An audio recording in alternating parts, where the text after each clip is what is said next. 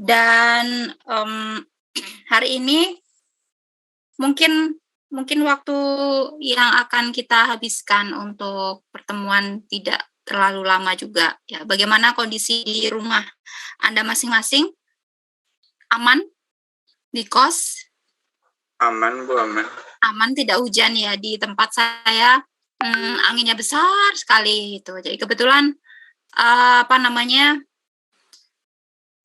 saya paling senang kalau kerja itu di depan jendela gitu ya. Jadi bisa melihat kondisi luar gitu, karena di depan rumah banyak tanaman gitu, anginnya kok agak ngeri gitu ya, besar sekali. Nah, kebetulan juga, hari ini saya bersamaan dengan jadwal meeting begitu, apa namanya, ada pertemuan tetapi saya akan sempatkan dulu untuk bertemu dengan teman-teman semuanya. Hari ini kita membicarakan soal materi tentang, sejarah bahasa Indonesia. Seperti yang sudah, minggu lalu sempat saya sampaikan bahwa minggu ini kita bicara tentang, eee, sejarah bahasa Indonesia. Jadi kita sudah mulai masuk di materi bahasa Indonesia ya. Kalau minggu kemarin, 2 minggu kemarin kita baru berbicara tentang bahasa Indonesia secara garis besar begitu ya, bahasa Indonesia bukan bahasa Indonesia maksudnya, bahasa secara umum. Nah, hari ini kita sudah mulai masuk, bicara ke bahasa Indonesia. Nah, eee, minggu lalu di kelas ini kalau tidak salah saya sudah sempat menyinggung bahwa, bahasa Indonesia yang kita pakai sekarang ini, itu sebetulnya, kita ambil dari bahasa induknya, kira-kira bahasa apa ya Mas Aldi tuh? Bahasa Indonesia itu, induknya dari bahasa apa? Dari Cina Bu, kalau nggak salah. Bahasa mana? Dari Cina kalau nggak salah, tapi bahasa apa ya? Ada, kalau nggak salah kemarin Ibu terangkan dari Cina, tapi kayak ada daerah tertentu gitu Bu. Iya. Yunan kayaknya Bu. Gimana, Kartiko? Bahasa dari Yunan. Dari Yunan, oke. Ya, jadi masih ingat ya, ternyata sempat kemarin minggu lalu saya singgung gitu ya. Jadi bahasa kita ini sebenarnya kan bahasa Melayu, ya kan? Rumpun bahasa kita sebetulnya dari bahasa Melayu. Nah, pertanyaannya minggu lalu itu sempat, saya sampaikan bahwa kalau gitu bahasa Melayu itu sebetulnya juga dari mana gitu kan. Iya, dari bahasa Melayu itu dari Yunan, betul, dari wilayah Cina Selatan yang dibawa oleh mereka, kemudian berlayar di beberapa wilayah termasuk di Nusantara. Dan mungkin karena rute jadi tempat yang paling strategis untuk segera didarati setelah mereka berlayar itu di wilayah Kalimantan gitu. Dan sampailah mereka di Kalimantan, kemudian, tentu saja singgah dalam waktu yang tidak sebentar, setelah mereka berlayar juga memerlukan waktu juga tidak sebentar gitu. Nah, pada saat singgah tentu saja mereka melakukan adaptasi, interaksi dengan penduduk setempat, sehingga terjadilah akulturasi, ya. Jadi ada perkawinan begitu, baik perkawinan budaya, perkawinan, tradisi, kemudian juga perkawinan orangnya tentunya juga dengan penduduk setempat, dan di situ menjadi, apa namanya, seperti nenek moyang gitu ya, nenek moyangnya, lalu turunannya ada muncul, masyarakat Dayak yang kita kenal sekarang ini. Sehingga di Kalimantan itu juga dikenal ada bahasa Melayu Dayak. Nah, setelah mendarat di Kalimantan, mereka kemudian pindah lagi gitu. Yang berpindah, yang menetap pun juga ada, pindah lagi di beberapa wilayah di Nusantara, salah satunya di Sumatera. Nah, ketika mereka mendarat di Sumatera inilah terjadi perkembangan yang cukup pesat dengan membawa bahasa Melayu itu. Jadi bahasa Melayu ini di, Sumatera ini mengalami kemajuan pesat dibandingkan dengan yang ada di Kalimantan. Sehingga kalau kita tanya, kadang kebanyakan orang mengetahui bahwa bahasa Melayu itu asal mulanya dari Sumatera, seperti itu ya. Nah, ini karena bukan asal mulanya sih, tetapi karena memang bahasa Melayu berkembang cukup besar di Sumatera. Oke, saya akan izin share screen. Saya baca chat dulu ya. Torik, izin on cam, paket data terbatas. Oke. Dito, Iya, banyak Bu, yang izin, Bu. sakit. Iya, oke. Dito, banyak yang sakit tempat saya kos, Bu. Oke, Dito ada hari ini? Dito, sakit juga kah? Ya, baik, tetap jaga kesehatan ya teman-teman semuanya. Oke, ya silakan Dito. Tadi ke kamar mandi, Bu, sebentar. Ya, oke, Dito. Dito, kamu juga sakit? Enggak, Bu, tapi yang di kos sakit semua. Oh, ya, oke, baik. Jaga kesehatannya. Ya, Bu, terima kasih, Bu. Supaya orang tua tidak khawatir ya. Oke, teman-teman untuk materinya nanti teman-teman bisa cek di e-learning yang sudah saya kirimkan. Cuman mungkin yang saya kirimkan itu yang versi non audio ya, nanti kalau memang memerlukan saya kirimkan yang ada versi audionya. Ini yang kita bicarakan pada hari ini sebetulnya untuk kedudukan dan juga fungsi itu sudah kita singgung juga di minggu-minggu pertama, di minggu kedua ya, pada saat kemarin ya, pada saat kita bicara tentang definisi bahasa. Kemudian ini menu diskusi kita hari ini berkaitan dengan sejarah kedudukan sudah saya sampaikan di minggu lalu. Fungsi itu sama saya kira dengan fungsi bahasa secara umum, tinggal disesuaikan saja. Kalau Anda menggunakan bahasa Indonesia ya contohnya apa sesuai dengan fungsi bahasa yang sudah kita bicarakan di minggu lalu. Nah, bicara soal sejarah bahasa Indonesia, tentunya karena tadi kita sudah tahu bahwa bahasa Indonesia itu berasal dari bahasa Melayu awal mulanya, dan bahasa Melayu juga itu berasal dari mana? Teman-teman juga sudah ketahui ya, bahwa bicara sejarah dari mulai bahasa Melayu, jadi perjalanan dari bahasa Melayu menuju sampai kemudian diresmikan menjadi bahasa Indonesia, ternyata perjalanannya panjang. Ini perjalanannya panjang dan memerlukan waktu yang tidak sebentar. Ya, tidak sebentar, karena hitungannya bukan 1, 2, 3 tahun, tetapi ini hitungannya sudah ratusan. Ya, hitungannya sudah ratusan tahun. Oke, nah kita mulai dari perjalanan ini dari abad ke-7. Ya, jadi kiranya bahasa Melayu datang ke Indonesia tentu saja sebelum abad ke-7. Nah, kenapa kita masuk di abad ke-7? Karena pada abad inilah bahasa Melayu ini mengalami perkembangan yang sangat pesat bersama-sama dengan perkembangan salah satu kerajaan yang ada di Nusantara saat itu, yakni Kerajaan Sriwijaya. Nah, kemudian itu nanti perjalanan kita, mengapa saya katakan sangat panjang ya, karena dari mulai abad ke-7 sampai katakanlah abad ke-18 19 ya, baru ini menuju perubahan dari bahasa Melayu ini menjadi bahasa Indonesia di tahun 1928 pada saat Sumpah Pemuda. Nah, kita mulai perjalanan dari membicarakan dari abad ke-7 bahasa Melayu.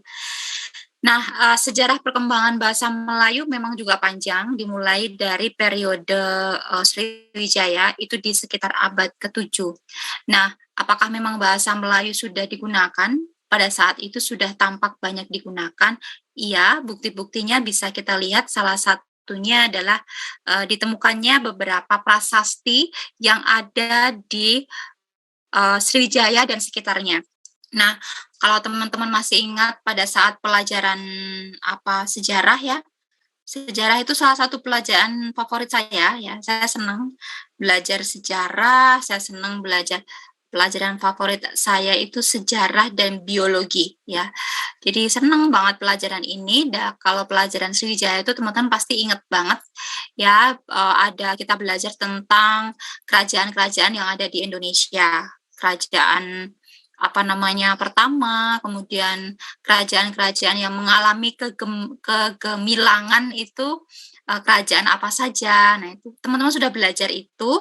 Nah, saya hanya akan mengingatkan beberapa di antaranya adalah Sriwijaya. Nah, ada prasasti-prasasti yang memang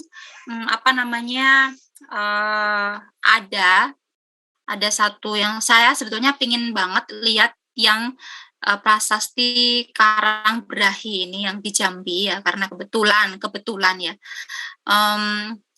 pernah menginjakkan kaki di Palembang tapi belum sempat melihat prasasti ini. Ini sudah tahun berapa saya ke sana, itu tahun sebelum saya menikah, jadi sudah lama banget ya.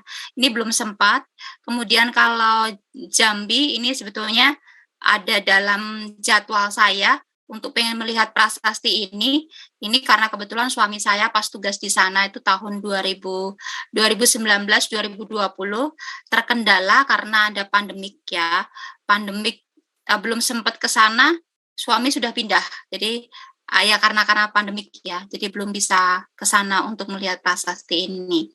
Nah, kalau melihat beberapa prasasti yang ada di Nusantara saat itu, nah ternyata ketika dilihat bahasa yang dipakai itu bahasa apa? Bahasa yang dipakai juga sudah sudah menggunakan bahasa Melayu. Bahasanya adalah bahasa Melayu. Namun aksara yang dipakai itu di saat itu belum aksara seperti yang kita pakai sekarang. Ya, aksaranya belum aksara Latin seperti sekarang karena pengaruh dari negara-negara barat belum masuk ke Indonesia. Ya, jadi aksara yang dipakai saat itu adalah aksara-aksara ini semacam aksara Pallawa ya, semacam aksara Pallawa. Aksara Pallawa yang digunakan untuk menuliskan bahasa-bahasa Sanskerta seperti yang ada di India. Ya, seperti ini. Kemudian juga ada yang menggunakan aksara Jawa kuno, ya. Tapi kemudian ini akan beralih ketika nanti sudah mulai di abad-abad pengaruh Islam masuk ya. Pengaruh Islam masuk itu di sekitar abad ke-13, itu aksara kita sudah mulai berubah ya, ada mulai perubahan. Masih dipakai juga sih aksara Pallawa, tapi ada perubahan menggunakan aksara Arab. Ya, aksara Arab, tapi bahasanya bukan bahasa Arab. Bahasanya tetap menggunakan bahasa Melayu yang biasa disebut dengan aksara Jawi. Nah, aksara Jawi itu ternyata bukan aksara Jawa, tapi aksara Arab itu cuman bahasanya adalah bahasa Melayu. Atau ada yang menyebutnya pegon ya. Nah, kemudian bukti yang kedua di masa itu adalah adanya catatan Tiongkok. Nah, kebetulan Sriwijaya saat itu kerajaan Sriwijaya pernah mengalami kejayaan yang sangat luar biasa, yang terkenal tidak hanya di Nusantara, tetapi sampai di Asia Tenggara, bahkan di Asia.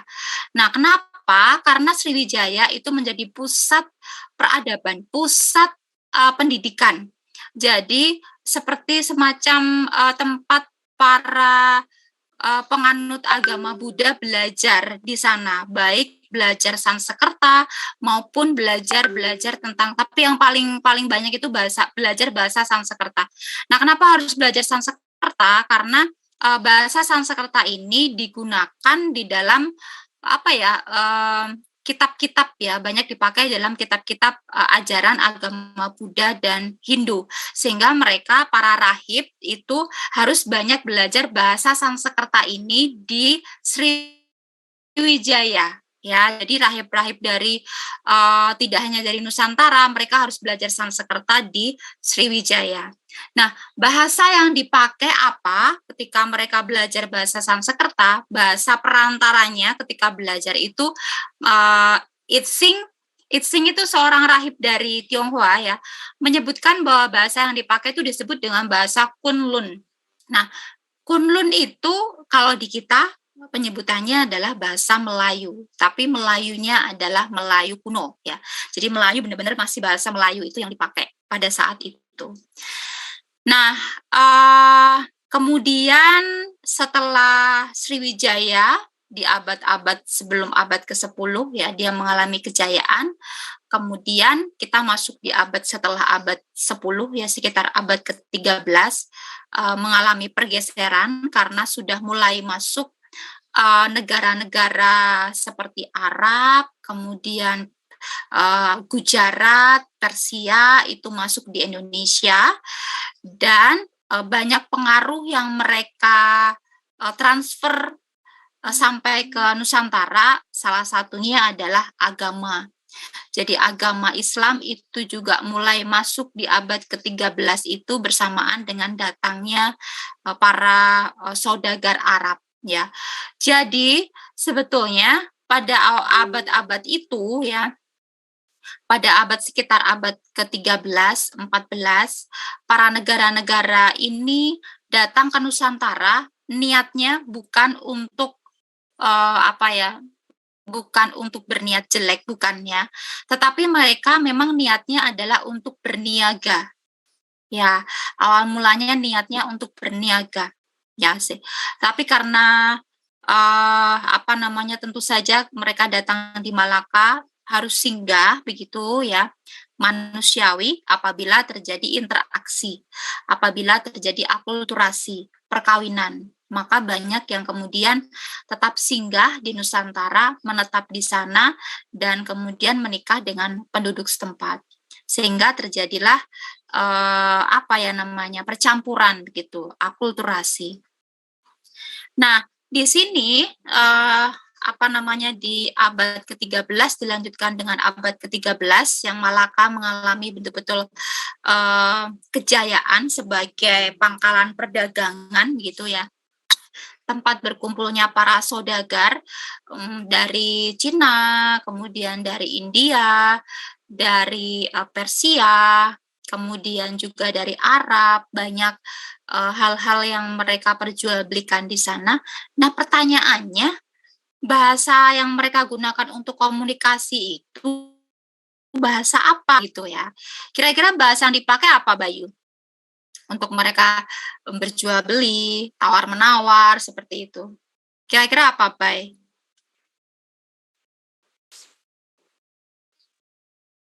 Nggak tahu, mungkin ada bahasa persatuannya mungkin, Bu. Ada apa? Bahasa persatuannya. Bahasa persatuannya ya. Ini banyak negara loh. Mereka berkumpul bersama ya. Ini kita lihat di sini ya. Nah, di sini nih. Di minggu kemarin saya sudah sebutkan juga bahwa bahasa Melayu ini menjadi lingua franca. Lingua franca itu bahasa perantara. Nah, salah satunya dipakai untuk dalam perdagangan. Makanya tadi saya tanyakan bahasa yang dipakai apa, Bay? Itu kemudian mereka berdagang, tawar-menawar, dan lain sebagainya. Bahasa yang dipakai ya bahasa Melayu gitu, bahasa Melayu. Sehingga bahasa Melayu ini terkenal dengan lingua franca gitu. Nah, cuman ini Melayunya ini udah berubah loh. Kalau di sini tadi di sini ya. Di sini tuh di zamannya Sriwijaya, Melayunya tuh masih Melayu kuno. Jadi masih benar-benar Melayu, pure Melayu gitu ya, Melayu murni. Boleh dikatakan Melayu apa ya? Melayunya tuh Melayu, kalau dibagi di sini Melayunya Melayu tinggi gitu ya, masih Melayu kuno. Tetapi kemudian setelah di abad ke-13 karena banyaknya negara-negara lain yang datang ke Nusantara untuk berdagang sehingga terjadi interaksi, Melayunya ini udah berubah. Melayunya ini udah campur. Jadi kalau orang Arab berbicara ya Melayunya udah campur sama Melayu Arab gitu. Kalau orang Cina yang dagang makanan misalnya di sana ya mau ngiklankan makanannya ya sudah pakai campur bahasa Melayunya ya bahasa Melayu Cina gitu. Jualan bakmi ya bakmi gitu kan. Nggak diterjemahkan ke bahasa Melayu ya. Kemudian juga orang India juga campur bahasanya ya bahasa Melayu dicampur dengan bahasa India begitu. Sehingga di abad ke-13 14 ini Melayu yang dipakai itu kalau kita lihat di sini Melayunya Melayu yang nomor 2. Nah, karena bahasa Melayu ini kemudian terpecah ya. Bahasanya bahasa Melayu yang rendah, bahasa Melayu campuran. Kalau saya senang mengatakan bahasa Melayunya bahasa Melayu gado-gado. Ya. Nah, ini nih bahasa Melayu rendah ini, bahasa Melayu campuran ini, bahasa Melayu yang gado-gado inilah yang akan menjadi yang menjadi cikal bakal. Inilah yang menjadi embrio. Inilah yang menjadi embrio terbentuknya bahasa Indonesia yang kita pakai sekarang ini. Maka kalau teman-teman cek bahasa Indonesia kita ini, kok sama dengan bahasa Arab ya? Kok sama dengan bahasa Cina ya? Kok sama dengan nanti kalau sudah, ini kan baru abad 13 ya, ini nanti kalau Belanda sudah datang nih, pengaruhnya lebih besar lagi, sehingga kok sama dengan bahasa Belanda ya gitu. Iya, karena memang dari segi sejarahnya kita punya keterikatan yang besar gitu, punya keterikatan besar dengan negara-negara yang pernah singgah ke Indonesia. Oke. Nah, ini abad ke-14, kemudian kita masih abad ke-15, itu Portugis mulai datang ke Indonesia, ke Nusantara maksud saya. Portugis ini mulai datang dan tiba di Malaka. Tentu saja Portugis sudah harus langsung menyesuaikan diri ya. Karena apa? Karena bahasa yang dipakai bahasa Melayu gitu, dan melihat yang lainnya juga pakai bahasa Melayu. Nah, kalau Portugis datang tentu saja harus menyesuaikan. Ternyata ada seorang Portugis yang cukup ahli, punya bakat dalam bidang bahasa, sehingga dia sempat membuat kamus, sempat menulis kamus Portugis Melayu ya, yang dia sebut dengan Malaysia Woordenlist ya. Ini memang dia sengaja buat untuk mempermudah orang-orang Portugis dan orang-orang penutur bahasa Melayu untuk berkomunikasi gitu, salah satunya dengan menuliskan kamus ini. Ya.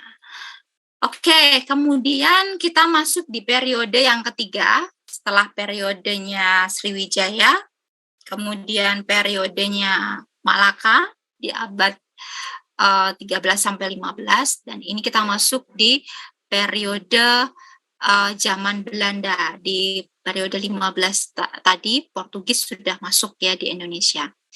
Nah, sama halnya dengan, saya kira ini manusiawi ya. Jadi ketika kita ini singgah di tempat baru dengan tujuan, kalau menjajah pasti ya tujuannya menguasai kan ya, untuk mendominasi begitu.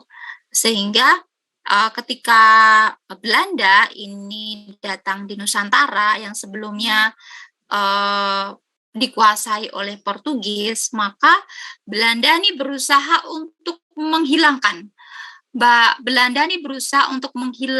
jejaknya Portugis supaya sudah nggak lagi dipakai di Indonesia. Salah satunya adalah bahasa sebagai pengantar dalam pendidikan dan sekolah. Waktu itu seperti misalnya di Maluku. Maluku itu kan banyak sekali ya orang-orang turunannya ya Portugis salah satunya ya. Jadi banyak terjadi percampuran saat itu, sehingga banyak nama-nama yang memang nama-namanya bukan nama Indonesia kan, karena dari segi marga lah katakanlah, turunan keluarga ada percampuran dengan Portugis seperti itu. Nah, Belanda datang kemudian ingin menghapus jejaknya Portugis. Salah satunya bahasa yang dipakai untuk pengantar sekolah diminta tidak dipakai lagi Portugis, tapi minta menggunakan bahasa Belanda. Tapi ini kan nggak mudah ya.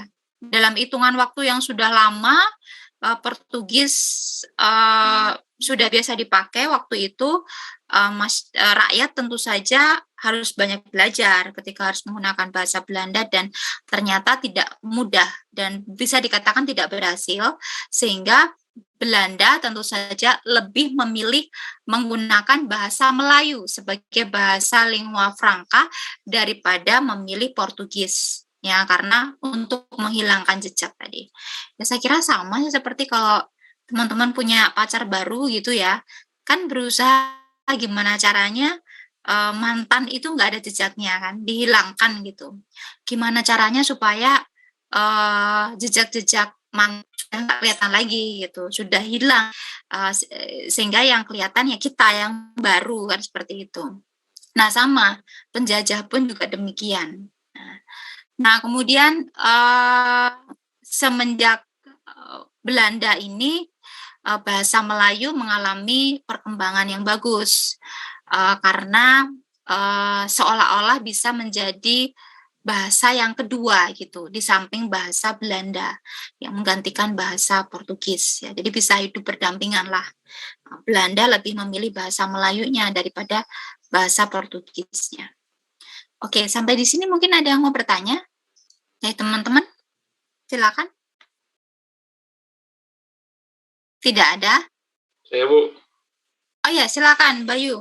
kan Ibu bicara soal sejarah ini Bu. Kemudian seperti yang Ibu jelaskan bahwa bahasa Melayu itu berasal dari Yunan, Cina, kemudian datang ke Kalimantan gitu Bu. Apakah pas mereka datang ke Kalimantan, orang Kalimantan udah punya bahasa sendiri, kemudian gara-gara orang Yunan datang ke situ, kemudian bahasanya kayak kalah populer gitu Bu, atau orang dari Kalimantan nggak punya bahasa sama sekali Bu? Terima kasih Bayu. Tentu saja punya ya. Jadi kita kan ini menyinggung soal bahasa Melayunya ya. Jadi sebelum bahasa Melayu datang, tentu saja penduduk setempat yang ada di Nusantara yang karena kita kepulauan ya, mereka masing-masing sudah mempunyai bahasa daerah masing-masing. Jadi kalau di Kalimantan ya, Kalimantan itu kan etnisnya banyak sekali ya. Di sana kan memang secara geografis tidak sama seperti teman-teman yang lihat di Jawa ya. Jadi secara geografis juga pemukiman penduduk satu dengan yang lainnya kan berjauhan begitu. Karena apa? Karena memang banyak hutan ya di sana. Nah, di sekelompok orang, atau boleh saya katakan mungkin etnisnya juga berbeda, itu mereka punya bahasanya sendiri. Kalau kita katakan ya lebih mudahnya bahasa daerah gitu ya Bayu ya, memiliki bahasa daerah masing-masing. Ya sama kalau di Jawa, mereka sudah punya bahasa daerahnya pakai bahasa Jawa gitu. Pakai bahasa Jawa. Ya orang Bali ya memakai bahasa Bali begitu. Sudah ada itu. Jadi dari siapa yang menciptakan ya kita balik lagi ke pertemuan yang kemarin ya, bahwa bahasa itu arbitrer. Ingat ya, bahasa itu arbitrer. Jadi yang menciptakan ya penuturnya di sekelompok orang yang tinggal di situ. Lalu kemudian kenapa itu kemudian bahasa Melayu mungkin lebih populer gitu ya. Lalu kemudian kenapa dipilih juga menjadi bahasa nasional gitu. Nah, ketika bahasa Melayu ini datang ke Kalimantan, kebetulan di situ kemudian mereka menetap sehingga terjadi akulturasi, lalu muncullah di satu etnis itu ada yang namanya Melayu Dayak. Nah, di sini ada orang Dayak kan? Orang Dayak kan mungkin juga bisa menggunakan bahasa Melayunya gitu, Melayu Dayak. Tapi yang ada di Kalimantan ini itu tidak berkembang sepesat yang di Sumatera gitu. Jadi orang yang pembawa bahasa Melayu yang datang ke Kalimantan ini kemudian ada yang menyebar lagi seluruh Nusantara. Salah satunya ada di Ambon. Ada yang ke Ambon juga. Maka di Ambon itu ada salah satu jenis bahasa Melayu Ambon. Di Jakarta, daerah Jakarta juga ada Melayu. Melayu di situ juga ada bahasa Melayu. Kalau teman-teman yang orang Jakarta mungkin akan menemukan juga bahasa Melayunya yang ada di sekitaran Betawi, itu ada juga. Ya. Kemudian salah satu yang berkembang luas adalah di Sumatera. Nah, Sumatera itu berkembang sangat luas sekali, makanya saya katakan sampai terkenal persebarannya tidak hanya di Nusantara saja, tetapi karena ada kerajaan-kerajaan. Di Sumatera kan kerajaannya banyak ya. Kerajaan Sumatera kan banyak waktu itu. Nah, kebetulan yang di Sriwijaya itu menjadi salah satu pusat. Di situ pusat seperti pusat pendidikan gitu ya, pusat pendidikan untuk para rahib memang di Sriwijaya itu, dan bahasa pengantarnya adalah bahasa Melayu. Nah, juga kok ya kebetulan perdagangan di situ cukup bagus, sehingga yang dipilih juga bahasa Melayu sebagai lingua franca. Kira-kira sih seperti itu, Bayu. Oke, bisa dipahami ya? Bisa, Bu. Oke, ya. Baik, ada lagi yang akan bertanya? Kalau tidak ada, saya lanjutkan. Kalau belum ada. Oh, ini chat sudah ada. Apakah ada pertanyaan di sini? Sebentar.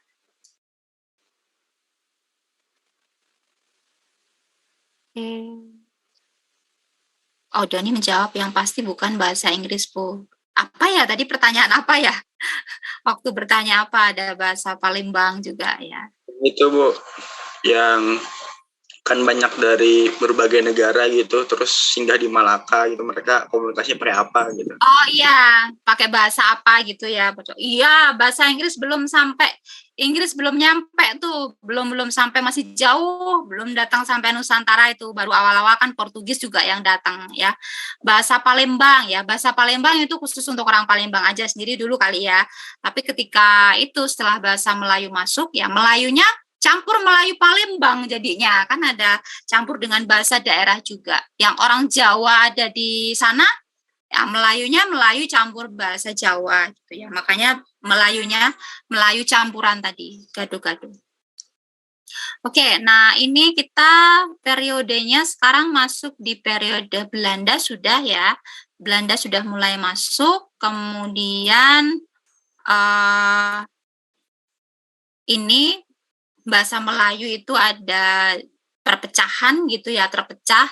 Seperti tadi saya sampaikan, bahasa Melayu yang tinggi, kalau begitu sampai di Sumatera, karena di Pulau Sumatera ini banyak kerajaan-kerajaan gitu kan. Jadi pada dasarnya memang di Nusantara ini kita banyak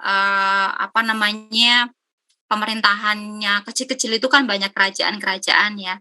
Di Sumatera banyak sekali. Nah, ternyata ini juga berkembang sangat luas, apalagi dipakai untuk penulisan naskah-naskah kuno. Nah, Sumatera ini gudangnya, ya Sumatera ini gudangnya, sehingga banyak sastrawan-sastrawan pun juga banyak berasal dari Sumatera, ya.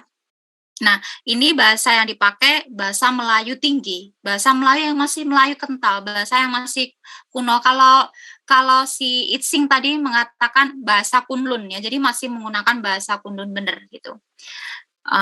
Ya dianggap sebagai Melayu asli ya gitu, standar Malays. Nah, kemudian ada bahasa Melayu rendah. Bahasa Melayu rendah itu bahasa campuran. Jadi yang tadi saya katakan sebagai bahasa gado-gado. Maka di mana tuh? Di ini ya. Oke, di Melayu rendah ini atau bahasa Melayu campuran ini, itu saya katakan sebagai embrio.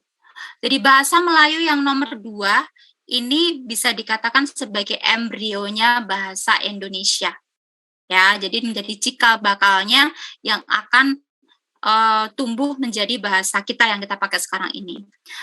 Lalu yang ketiga adalah Melayu daerah. Melayu daerah itu yang masih dipakai, kayak misalnya tadi ada yang menyebutkan Palembang gitu. Palembang kan punya bahasa daerahnya sendiri. Nah, tapi ada juga Melayu Palembang seperti itu. Seperti orang Padang Orang Padang itu juga ada bahasa Padangnya sendiri atau bahasa Minang.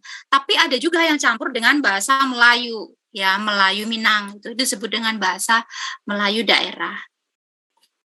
Oke, kemudian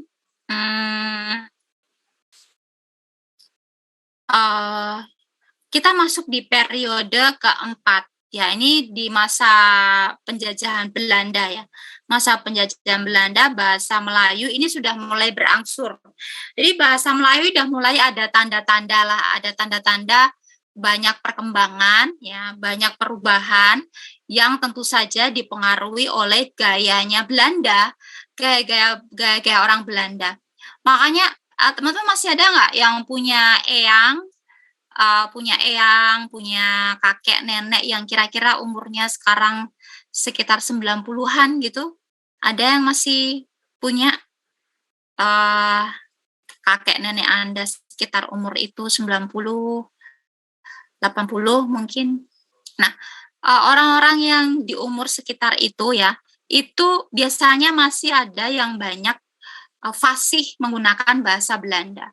Kebetulan almarhum eyang saya itu dulu fasih menggunakan bahasa Belanda. Ya, karena apa? Ya, karena bahasa Belanda ini Belanda itu karena di Indonesia kan 3,5 abad, teman-teman bisa bayangkan ya 3,5 abad itu berapa tahun coba? Itu kan 350 tahun ya. Jadi wow, lama banget kalau kita bayangkan tuh, wow, lama banget ya. Jadi sampai berapa generasi.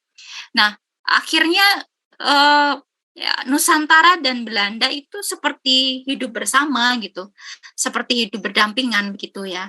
Nah, sehingga banyak hal yang kita ini belajar dari Belanda. Banyak hal yang kita banyak mendapatkan pelajaran dari Belanda juga. Salah satunya adalah soal bahasa. Bahasa ini kita juga banyak mengadaptasi dari Belanda. Nah, dari tata bahasa juga ada beberapa di antaranya yang kemudian kata, kosakata itu banyak yang juga kita mengadopsi dari Belanda. Nah, kemudian di masa ini Belanda itu kan mendirikan beberapa lembaga-lembaga. Salah satunya adalah Volksraad ya. Volksraad itu Dewan Rakyat yang anggotanya banyak orang Indonesia juga, orang Nusantara. Itu perjuangan dari anggota Volksraad ini, salah satunya adalah mereka berjuang bagaimana caranya ya supaya bahasa Melayu ini bisa menjadi bahasa perantara untuk untuk digunakan dalam perundingan-perundingan. Ini arahnya sudah ke politik ya. Nah, tentu saja bahasa yang dipakai masih bahasa Belanda. Cuman mereka anggota Volksraad ini berusaha supaya gimana caranya bahasa Melayu bisa menggantikan gitu. Dan cukup berhasil.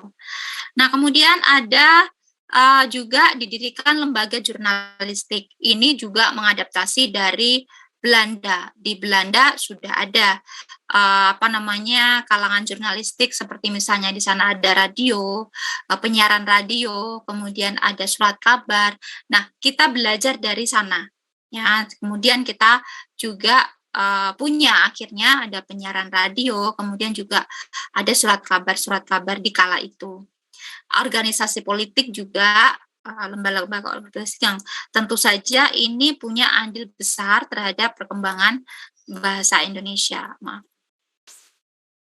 Nah, lalu Balai Pustaka. Masih ingat nggak?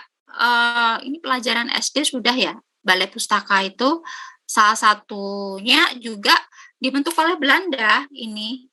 Dibentuk oleh Belanda juga. Nah, ini masih eksis sampai sekarang. Balai Pustaka ini dulu ya memang digunakan untuk orang-orang atau komunitas-komunitas pelajar zaman Belanda dulu untuk sebagai bacaan rakyat gitu ya. Jadi mungkin semacam perpustakaan seperti adanya koleksi buku-buku kemudian digunakan untuk dibaca bersama di situ gitu. Komisi voor de Volkslektuur ya, komisi bacaan rakyat gitu ya. Kemudian akhirnya beralih menjadi Balai Pustaka di tahun 1917. Nah, Balai Pustaka ini banyak mempunyai andil besar dalam pertumbuhan bahasa Melayu menjadi bahasa Indonesia. Jadi kalau teman-teman ingat dulu di angkatannya Balai Pustaka, sebutannya angkatannya, itu menelurkan sastrawan-sastrawan Nusantara saat itu. Sehingga banyak, ini karena yang berkembang besar di Sumatera ya, banyak orang-orang Sumatera yang mempunyai bakat sastra itu bisa menghasilkan karya-karya sastra melalui Balai Pustaka ini. Salah satunya yang teman-teman ingat itu tentang cerita Siti Nurbaya. Masih ingat nggak Siti Nurbaya? Ingat nggak Don, kamu? Cerita Siti Nurbaya. Bu, Siti Nurbaya tuh lupa Bu, siapa Bu? Jordan inget tuh, Jordan inget ya? Jordan ya? Yang dijodohin nggak sih Bu? Ya? Siti Nurbaya itu kalau zaman kecilan saya, waktu SD kan ada ya pelajaran ini, angkatan Balai Pustaka siapa sastrawannya? Oh ada Marah Rusli, ada Merari Siregar gitu ya. Nah salah satu yang terkenal tuh Siti Nurbaya ini, cerita tentang Datuk Maringgih gitu ya. Datuk Maringgih dan Siti Nurbaya tentunya yang dikawin paksa gitu sama orang tuanya karena kan kaya kan si Datuk Maringgihnya. Nah, ini cerita-cerita masa-masa di zaman Balai Pustaka, itu cerita-ceritanya memang semacam romantisme begitu ya. Nah, kemudian beranjak 10 tahun kemudian gitu ya, setelah tahun 1918 Balai Pustaka juga mendirikan Taman Pustaka, itu di tahun 1928, jadi perjalanan waktu 10 tahun ini, Nusantara ternyata banyak perkembangan dengan terjalinnya komunikasi antar pemuda di Nusantara dari Sabang sampai Merauke, dan akhirnya mereka mencetuskan untuk melakukan Kongres Pemuda itu di tahun 1928, dan hasilnya adalah Sumpah Pemuda yang selalu kita peringati setiap tahun sekali tanggal 28 Oktober 28 dulu ya. Jadi setiap tanggal 28 Oktober itu selalu kita peringati. Dan ternyata dari Kongres Pemuda ini, para pemuda zaman dulu itu menginginkan adanya bahasa yang bisa dipakai untuk berkomunikasi dari Sabang sampai Merauke. Karena tadi terkait dengan pertanyaannya Bayu ya, apakah punya bahasa masing-masing? Punya bahasa daerah. Nah, sehingga bahasa daerah yang dari banyaknya itu gimana caranya nih kok bisa supaya bisa berkomunikasi dengan baik gitu. Oke, kalau gitu, lah karena yang terkenal kan bahasa Melayu ya. Bahasa Jawa juga terkenal sih, sudah terkenal. Karena orang Jawa kan tersebar di mana-mana atau sebagai buruh kerja ya. Nah, tapi tata bahasanya kan tidak simpel, bahasa Jawa tidak simpel, sedangkan bahasa Melayu lebih simpel. Dan kemudian dari kesepakatan para pemuda waktu itu menyepakati memilih bahasa Melayu dijadikan sebagai bahasa persatuan. Jadi ini untuk mengangkat bahasa Melayu sebagai lingua franca, sebagai bahasa percakapan sehari-hari itu ya, bahasa perantara, kemudian diangkat statusnya lebih levelnya ditinggikan menjadi bahasa persatuan untuk seluruh Nusantara ya, dan tertuang di Sumpah Pemuda yang ikrar yang ketiga. Kemudian tahun 1933 ada angkatan baru lagi disebut dengan Angkatan Pujangga Baru, dan karya-karya sastra yang dilahirkan di angkatan ini tuh coraknya sudah beda, gayanya sudah beda. Kalau Balai Pustaka itu coraknya lebih ke romantisme ceritanya. Kalau di Pujangga Baru itu sudah lebih ke cerita-cerita perjuangan, ya sudah mulai rasa-rasa untuk berjuang, pengen merdeka itu sudah ada, jadi sudah tampak.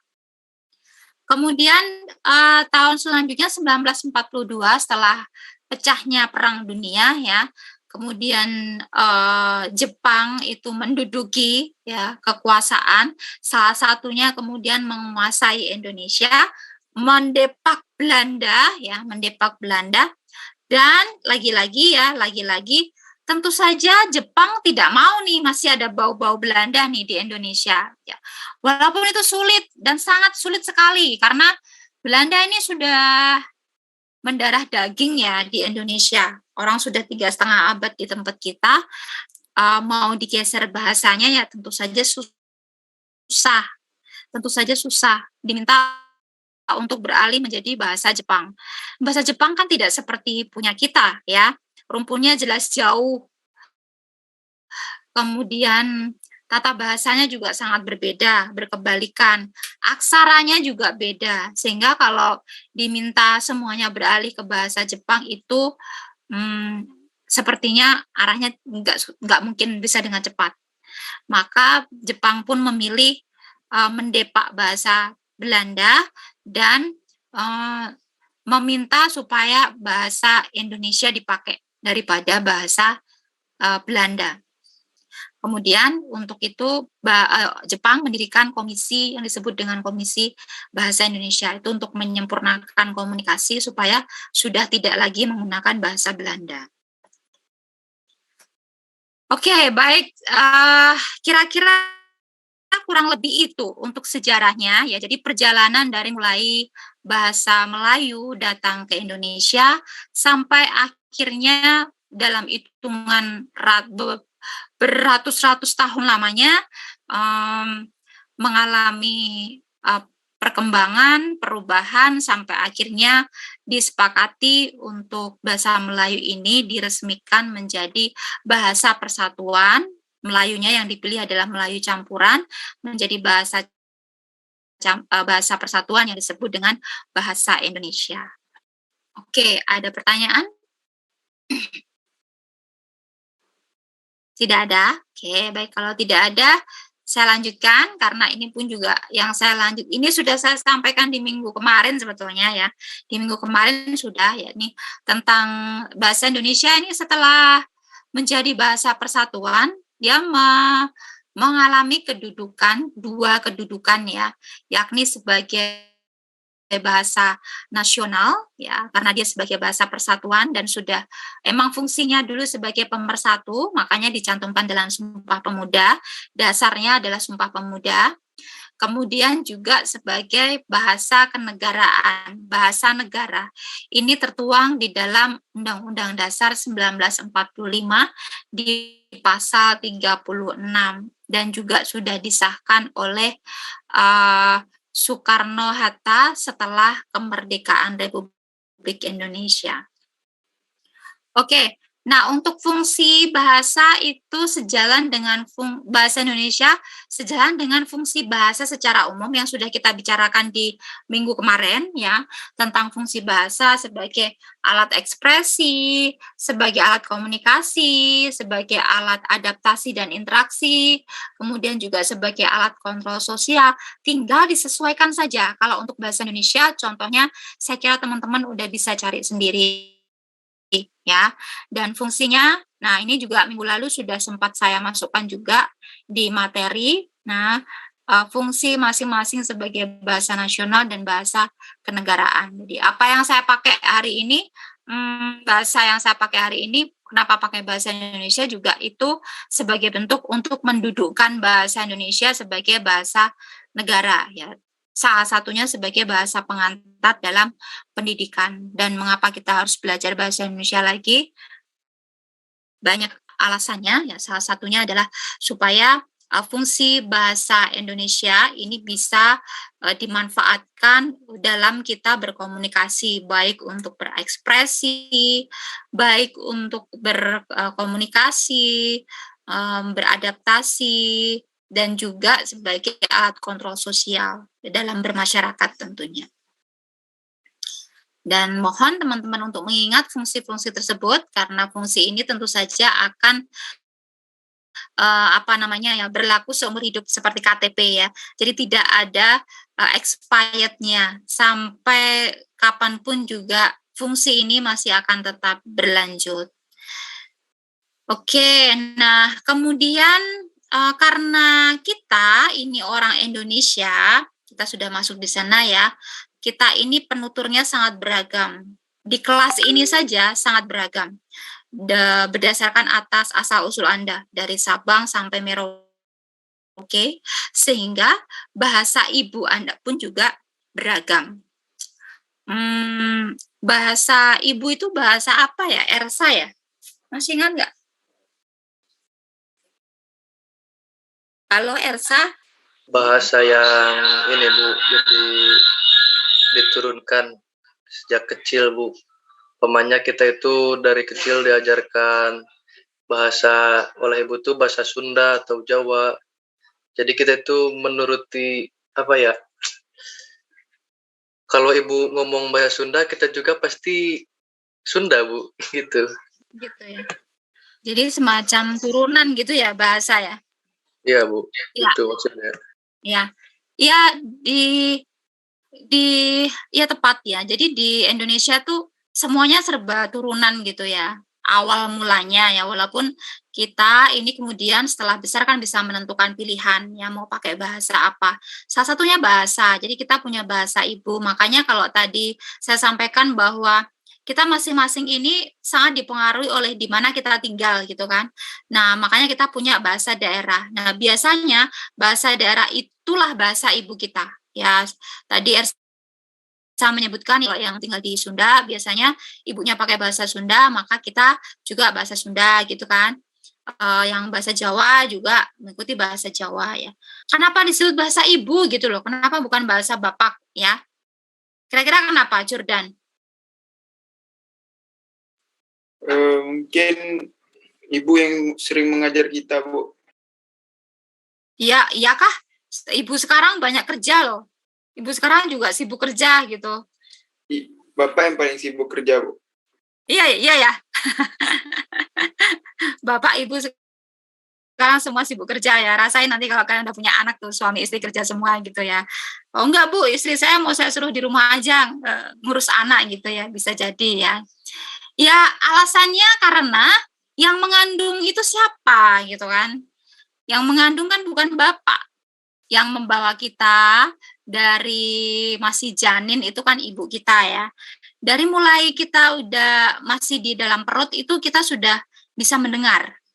Sehingga siapa sih yang kita dengar pertama? Yang kita dengar kan ibu kita ya. Ibu kita mau ke pasar, lagi tawar-menawar barang, kita juga dengar bahasanya pakai apa ya.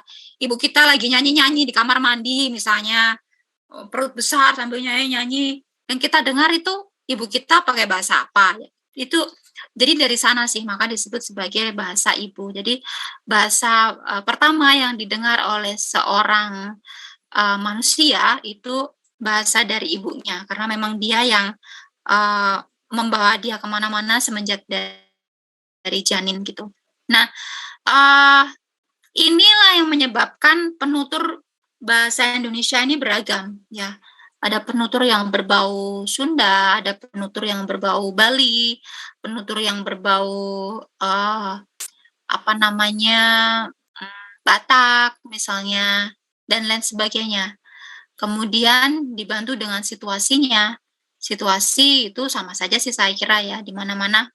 Kadang-kadang ya kita santai, kalau nongkrong di kafe misalnya sama teman-teman, nongkrong di kantin, bahasanya tentu saja yang menyesuaikan gitu.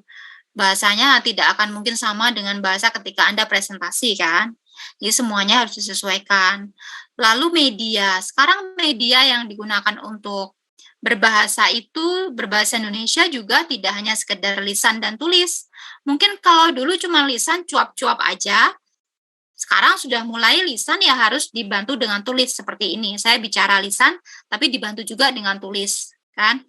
Tulis saja sekarang macam-macam, karena kita dibantu teknologi. Ya kan? Dulu mungkin pakai papan tulis, tinggal tulis. Sekarang bisa dengan menggunakan aplikasi. Kalau pakai gawai, telepon genggam misalnya, itu juga aplikasinya udah macam-macam. Bahasa lisan juga nggak sekedar ngomong langsung, tapi sudah dibantu dengan teknologi. Sekarang Anda semuanya bisa mendengarkan saya juga karena dibantu dengan teknologi kan, tanpa harus berada dalam satu ruangan. Nah ini keberagaman yang muncul ini itu memerlukan norma untuk kita patuhi. Ya, jadi sebaiknya bagaimana sih ketika kita berkomunikasi supaya keberagaman ini tadi tidak membuat terjadinya miskomunikasi. maka ada norma-norma yang harus kita taati. Norma itu suatu aturan yang tidak tertulis, jadi nggak ada di tertulis manapun tuh nggak ada, karena memang sudah disepakati gitu. Jadi normanya kalau di Jawa misalnya, oh kalau di Jawa itu kalau misalnya berbicara dengan orang yang lebih tua, itu jangan keras-keras misalnya, kemudian harus menggunakan level yang seperti ini gitu. Penggunaan keras, lemah itu nggak ada kan di tata aturan. Tapi lain lagi ketika pindah tempat ya, penuturnya beda lagi. Oh kalau orang Batak beda lagi, mau keras, mau semuanya keras gitu, tapi itu nggak masalah. Dan itu masih sah-sah saja, dan itu masih sopan gitu. Nah ini karena norma, ya jadi tata aturan ini tidak tertulis gitu, tapi memang sudah disepakati oleh sekelompok orang tertentu. Nah ini semua harus dicermati supaya kita bisa bijak dalam menggunakannya, agar bahasa yang kita pakai itu baik. Ya, kalau bahasa kita baik, tentu saja akan memberi efek komunikasinya bisa berjalan dengan efektif. Seperti itu. Kalau ranahnya sudah bahasa yang benar, sudah lain lagi. Ya, kalau benar itu nanti sudah ada tata aturan yang tertulis. Kalau norma tadi kan tidak tertulis. Nah, kalau ini sudah tertulis. Tertulis di mana? Oh, tertulis di buku tata bahasa. Misalnya, oh, ini harus pakai huruf kapital loh. Oh, ini harus dicetak miring loh. Ini kan ada aturan tertulisnya. Sehingga kalau teman-teman tidak menggunakannya tidak sesuai dengan tata aturan yang tertulis, maka bisa dikatakan bahasa Anda salah. Nah, nanti terakhir kita bicara ini ya. Jadi minggu depan kita akan bicara soal ini, keragaman berbahasa. Lanjutannya dari yang kita sampaikan di bagian terakhir ini. Oke. Kira-kira itu pembicaraan untuk